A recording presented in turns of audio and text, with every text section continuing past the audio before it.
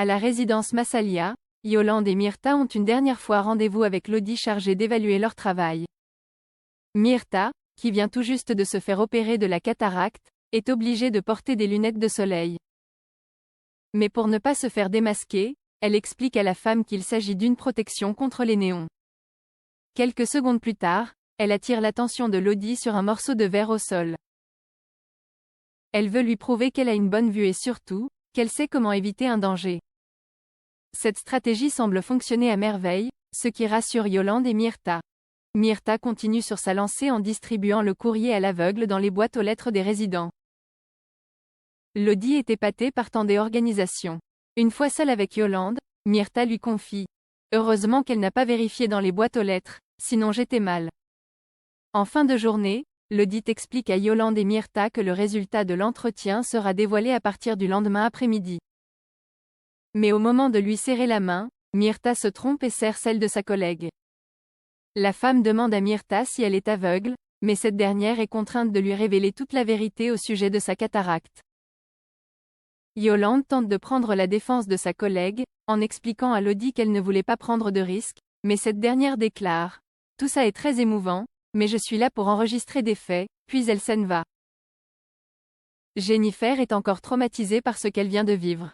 Elle ne veut ni manger ni sortir. Elle confie à Samuel qu'elle a besoin de rester seule. Il y a tout qui tourne en boucle dans ma tête, je n'arrive pas à penser à autre chose. Elle prend tout de même soin de remercier son petit ami pour tout ce qu'il fait pour elle. Quelques minutes plus tard, Jennifer retrouve Mehdi Bouraoui en bord de mer. Elle lui confie que l'arrestation de Laurent la rend triste. Et pour cause, elle a l'impression de se retrouver seule. Je crois que je ressens la même chose que lorsqu'on m'a annoncé la mort de mes parents. J'ai peur depuis ce jour-là. Elle explique au psychologue qu'elle n'a pas pu aller à l'enterrement de ses parents, et qu'elle ne leur a donc jamais dit au revoir. Mehdi Bouraoui lui répond que ce n'est peut-être pas trop tard et lui conseille d'écrire une lettre en guise d'adieu. En fin de journée, Jennifer et Samuel se donnent rendez-vous en bord de mer. La jeune femme tient la lettre qu'elle a écrite à ses parents. Elle en fait un origami en forme de bateau, comme le faisait son père, puis la jette à l'eau. Va-t-elle réussir à tourner la page et sa relation avec Samuel va-t-elle survivre à toutes ces épreuves?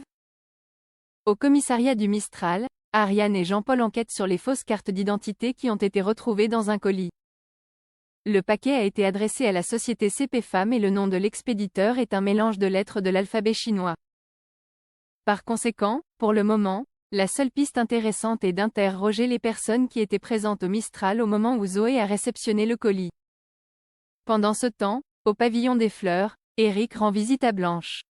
Il lui confie être au courant pour son chômage. Mais contre toute attente, Blanche lui explique qu'elle a touché un héritage venant d'une vieille cousine de sa mère. Elle lui promet avoir suffisamment d'argent pour vivre sans salaire pendant au moins 2 ans. Eric accepte donc de garder son contrat à mi-temps.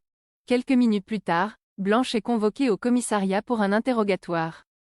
Elle semble troublée par les questions que lui pose Jean-Paul. À la fin de l'entretien, elle demande au policier s'il a une idée de qui se cache derrière ce trafic, mais il refuse de lui répondre, d'autant plus qu'il trouve son comportement étrange. En sortant de l'hôtel de police, Blanche retrouve un homme à l'abri des regards. Il s'appelle Paul. Elle lui dit qu'elle souhaite arrêter leur collaboration, car elle considère cela trop dangereux pour l'association. Mais ce dernier lui répond « Non, vous ne pouvez plus reculer, vous feriez trop de déçus. » Plus tard dans la journée, Ariane et Jean-Paul se rendent au pavillon des fleurs pour arrêter une jeune femme qui tient un colis dans ses mains. Blanche, qui est également présente au moment de l'arrestation, est choquée. Soudain, son téléphone se met à sonner. Il s'agit de Paul, lui annonçant que les choses sont en train de s'accélérer et qu'ils ont de plus en plus de demandes. De quoi s'agit-il?